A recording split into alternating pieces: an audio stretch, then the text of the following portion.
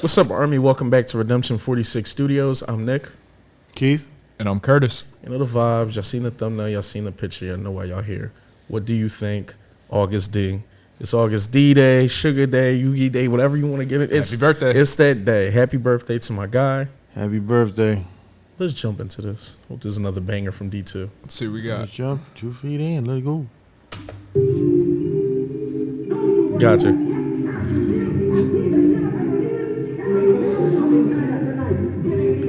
That a sample? I wonder what that's from. Okay. I think I see where this is going. Yeah. Okay, the dude like. Yep, I was right. Top 5.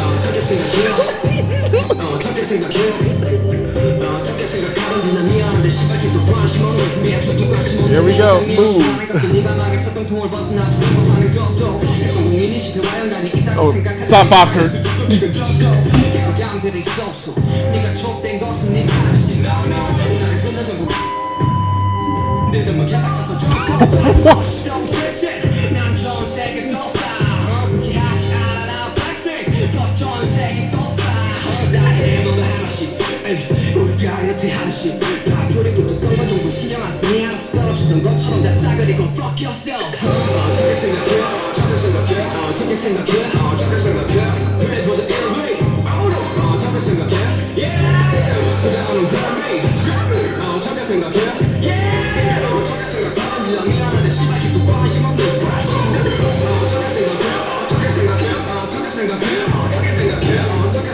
That's a okay. That's a okay. I like that. I like that. Look at this. I like that. Oh, talk heavy, bro.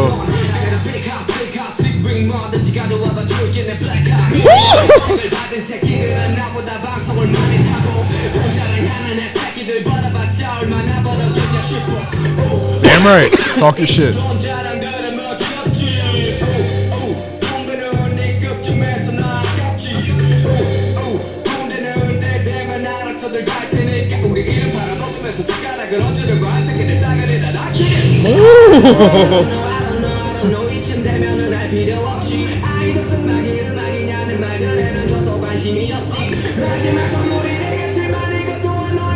This different, oh y'all. God.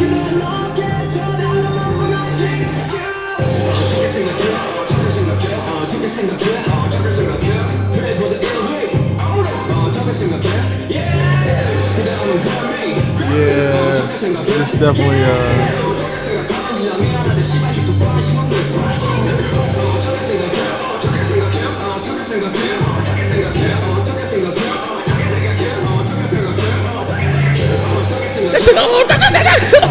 Yo, his voice inflection is always crazy, bro. Oh man, Bro, that was Holy shit. that was bananas. That was bananas. Downloading. the voice inflections you talk about. He was playing with those levels All so the many time. different times. Those flows and everything. That beat hit me automatically, man. And then talk heavy. So I'm sorry, y'all. I know some Army fans are very humble, and BTS is a very humble group. Sometimes fuck being humble. Sometimes it's cool to go in there and talk. Yeah, she started talking that. He started talking that money shit. He started talking about how many O's is in that bank account and that black card and them big cribs and them big guns and them. I thought he was about to say I got these big guns. I was about to say, yo, yeah. It's Sugar. It's August D, a gangster rapper. Oh my goodness. Oh my God. I mean, you did say the military thing. Yeah, he threw out the military joint. We gonna go when it's my time. But for all y'all people who was selling our shit, going off our name, I said, "Oh, Bro, that was the mic drop of that fucking. Oh my God. This was good, man. This sneaker. I don't want to be that person all night that be like top 5.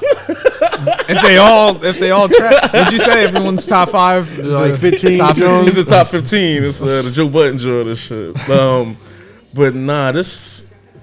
I like this a lot. It's so many levels to this as far as like he was flexing. I like that flex. He literally felt like he was like rolling his shoulders like in Yeah, the booth. that's Like why he felt like he was really getting like everything off his chest. And then just the cadences and kind of like he went into a melodic type like flow again, then switched it back on some hardcore. I feel like Trash Cans was on fire behind him while he was rapping. Like, it's so crazy because like when you hear people rap, you're like, okay, this is kind of your ceiling. He can do whatever the fuck he wants with his flow. He can, you know how we talk about people like Adele who can sing, or some of us talk about people like Adele who can sing. 'Cause some people think it's really easy, but like. Like how she just throws her voice around. Mm-hmm. He throws his cadences around like it's nothing. It's just, oh, I'll do this, and oh, I'll do that. You know what? Let me switch it up and jump back. It's so effortless. And the thing I like about him the most, and I don't think we talk about it enough, he'll put sound effects, his ad-libs in the song. Yeah. So like the whole ooh right before you go into the verse, ooh, and then go right back. Like that shit is so fucking catchy and melodic, man. I love that shit. Yeah, and then, you know what I mean? And then he does it all the time, like, or he'll do that pause like you know, and just like it's so. I feel like that's so artistic. The writing side of it is like when you know you want to switch. Like if it's a 16, usually every 4 bars, you kind of work in a little flow or cadence switch, or rather the subject. Like if you're telling a 16 bar, but it's a story of some kind, then by the 8th bar, you want to have that midpoint. Oh no! I said bring that joint back to the I don't know part. Yeah, but by the time you get to that 8th bar, that'd be like the midpoint kind of the story, and that's where things change in the story. So you know if it's going to change around the 8th bar, then you want to switch up the beat a little to fit that around the 8th. Like, I don't give a fuck about who say album music isn't music. Somebody somewhere like, ooh. Yeah, but it was right there is when the song was already at like a 9. But he also said the people who have the money... Or people who are saying the money that you have, you didn't earn. And it's just like, bro, do you know what we went through, what I went through personally? All the training, the backstory of, the depression and healing the shoulder. And like, it's just his personal journey. Crazy. He's talking that Grammy talk too. That's next. Yeah, he said, I already got Billboard, I got this, what's next? Which is crazy. Go back to what Lo was saying too, with just how high they view the Billboard Jones, you know what I mean, like over there versus like, you know what I mean, some Billboard stuff over here. But this song has a lot of it's crazy. It doesn't feel that long, but it felt like it was 5 or 6 different like levels and different where he took it. Because it makes you listen differently 5 to 6 different times. And again, I don't know how many times you could say this in BTS songs in general, but it's just like for one little instance within the rap line when you got 3 different rappers and you still got to mix in 4 other vocalists as well. The line distribution, we talk crazy. Maybe 4 to 6 lines, maybe 8 if you're lucky or something like that. But to see that full song or that full, like I can imagine from the ears of SK. Of citizens of SK to hear something like that and be used to that 4 to 6 range or 8 range, and then hearing someone just go off for a whole 3 minutes on the track, like that must be so like impactful and rewarding. But now everything about this, like I love the production on this too. Suge also produced.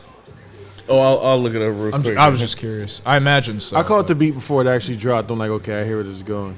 This is gonna be nasty. And it's weird too, because I feel like I love his rapping when he's angry and everything like that, or when he's on that side, because it just comes across so authentic and so passionate. His passion shines through with whatever he does. But it is like, damn, dude, I just want you to be happy. But he's right in the things he's saying. I just want to give you a hug and then hand you the blicky. But you notice even the subject of the song is like, what do you think? Like it's less of like how I feel about the subject matter, and it's just like. But then he says it doesn't matter. I don't give a fuck what you think. No, exactly. But that's what I'm saying. That's like the twist in it. K-Dot, that's the virtual girl group. Oh, okay. That you just saw. They got a joint with Gi though. Oh, no. Okay, never mind. No, but crazy. The joint is just nasty. It kind of makes me wish I'd have cheated and listened to the album a long time ago. Yeah, right. Like all this good shit I'm missing out on. Oh my god. Yeah, I'm trying to pull it up now. Nah, and it's just one of those things too in general where it's like like when he had that mic drop kind of line, or is basically like that mic drop. It's just he said everything that needed to be said, and he kept it with that arrogance as well. But it came from that place of like he always feels like his back's kind of against the wall. But it makes the fight harder, obviously. It does, and it's.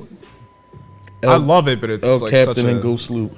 Producers behind like this show. Oh, they snap because that beat's incredible. Yeah, I guess the boy Captain is the boy who did the Dutchy Top beat. Oh my god, that makes sense. Him and Sugar did the Dutchy Top beat. So that makes sense because it has that old school instrument lead into lead in before the beat actually dropped. And I guess Bull did a bunch of shit we about to get into. So yeah. And like Dechita, I kind of get the same vibe, like just what you were saying, Kurt, like back to the wall thing. I kind of get that with Dechita too, because it's like, even the content, the lyrics in that, he's talking about, look, man, I ain't no pill popper like you, you know. You doing all that whole shit, that weak shit, but you know what I mean. That ain't what I'm into. Little info too, because I seen the controversy button and I hit it. It says in the song, "What do you think?" A sample of a speech by cult leader Jim Jones was used. The preacher is known for directing his followers to join a mass murder suicide in 1978. Big Hit later issued an apology on behalf of the song producers, who were not aware of the source speech used in the sample, and re-released the track after removing it. So we probably don't hear that version. Yeah, because was it? No one was talking at the beginning. That was a different track. Someone was talking in the beginning. Unless what they're talking about was a distorted voice, because there was a distorted voice. It's distorted voices at the beginning. Someone was talking in the beginning. Yeah. Maybe it was longer or something like that, and they removed it or something. Jump back to the beginning. I'm about to say, we already listened to, we do right back to the beginning. Yes, because I was about to say, so the volume ain't on anymore. Yeah. Oh, okay, never mind then. Right here. Don't you want Yeah, that's what I was saying. I wonder what that sample was from. I figured it was That's like literally what I asked when it first came on. I was like, what's a sample from, or who's speaking? Yeah. Nah, I get how that could piss some people off. No, I get that, but nonetheless, I mean, if the words that were said is like something that like artistic inspiration, like I'm just saying, like, you know, it didn't come. I don't think it came from a place of malice, but nonetheless, I do understand. Like, yeah, people is like, imagine somebody pulled like a Hitler. I was just going to say that, bro. Yeah. It's just like one of those things. You be like, I did not even know. But like, and here's the thing: you might not know, but the reality is, certain people, certain groups don't care. Yeah. They don't care. They're like, well, you're ignorant. You know what's funny though? Even within the song, they kind of touch a little bit on that with the whole idea of like, oh yeah, but even if I'm off doing military or whatever, it's like you're still gonna be using our name, BTS, to sell your shit. And basically, like, they know how popular they are. They know the marketability. They know the loyalty of the fans. And it's sad, but it's true. Like, but you know that people are gonna do that shit. But that's the crazy with BTS. Part. It's just like for him to be able to express that as a form of like, you know, do you think that's right, or do you think that's, you know, does that make me wrong for, you know, how I feel about something? But like, they're so self-aware, right? Yeah. Like we established, like they're so self-aware, but yet humble at the same time. It almost seems like an impossibility. It seems like an oxymoron to be where you are, to be literally at the top of the mountain. Not even at the top of the mountain. You're on a mountain on top of a mountain. Like, the next person is so far under you as far as content, sales, whatever the metric is. And to still be humble is huge. It is. Huge. And not just talk that shit, but actually be genuinely humble. Yeah. And I credit their culture too, though, because it's a very humbling culture. I just think that, you know what I mean, being American, I think we're like kind of the opposite of that. This is obviously, you know, real big on capitalism and everything else, and just, it's cool to flex here. And it's like almost given, almost like to flex here. One of the conversations I had earlier, it's actually, you know, preferred. Like, how people gonna know you if they don't know you? And it's just one of those things where, I'm not going to like cap for anybody on here. I do like both sides of the coin. I think it's times to be humble and it's times to also be flexing. And I think that if you flex, you better have, like you said earlier in your conversation, it's kind of like some of the accolades or just some of like just the talent and everything behind it and shit. But anything else you want to add? I'm ready to jump into some more D2 shit. No, I'm good. I just love the way you kind of wrapped everything up with like, you know, the whole thing of like just talking about these different subject matters and basically saying like, oh, I could feel this about that, I could feel that, and it's just like, well, what do you guys think? What do you think? You know, how do you feel about this versus that? And then basically at the end, like as you had said, you know, Keith, where he just gets to that point where it's like, you think what you want, I don't give a shit. Like, I just felt like, you know, again, the perfect mic drop to just kind of, you know. And the funny thing is, again, with it being Agust D, it's just like, I do wonder how much of that is just those things that you keep to yourself as an idol. Like, I mean, just being in a position where millions and millions of people are watching everything you do, every step you make. And it's just like, I'm sure there's so much, like, bruh. Like, no matter how high So you much. get, like, in your zenith of a mountain, there's always going to be people that are trolls and that just want to take you down and everything. And I just wonder how much of that, like... It's got to be crazy. It's 'cause gotta you affect can read them, our you know? comments and see, like, some of the shit that people try to pull you in on. And Yeah. we ain't nowhere near that. Like, and even to go a step further, the corporate world. How many times do you have to bite your tongue with a dickhead manager or an asshole coworker just because you can't say what you want to say because it might jeopardize your livelihood? And they're not in a position where I don't think they can say anything to one person that would jeopardize anything that they have going on other than maybe the label head. And I don't even think he would care to the point because he knows how they are. And he encourages it. Like we saw the rise where RM was like, yeah, I'm just gonna make jokes about myself and kind of like ha ha ha. And he was like, No, what are you this shit is doing, bro? serious. Like, what are you doing? You Like, wanted to be taken serious. Like you want to be taken serious and like you laughing at yourself, you making yourself a joke. Well, he just says, shows you know, weakness, bro. basically, Joke, like, just ironically. reading into that as well of like you have to, like, we want you to be honest with who you are and who you want to be from the beginning. And just even those moments where they do feel like they kind of are deterring a little bit or like maybe just not believing in themselves the same way or having a low point or anything like that, and it's just being able to steer them and kind of reel them back in and basically like, listen, like, you know, just like be yourself. And oh my god, when he hit that that little melodic switch there, it was like, oh my god. Nick is over here. In a good way. Who was the dude on I wasn't South smoking Park? that butter. No. The dude on South Park that was like, Randy. he had a Randy at the computer moment. Randy at the computer. Jizz everywhere. Oh my god. Like, comment, subscribe, hashtag. We gonna end it on that? We about to jump into some more shit. This shit is bangers. Let's jump into some more. But holla at y'all. Peace. Take care.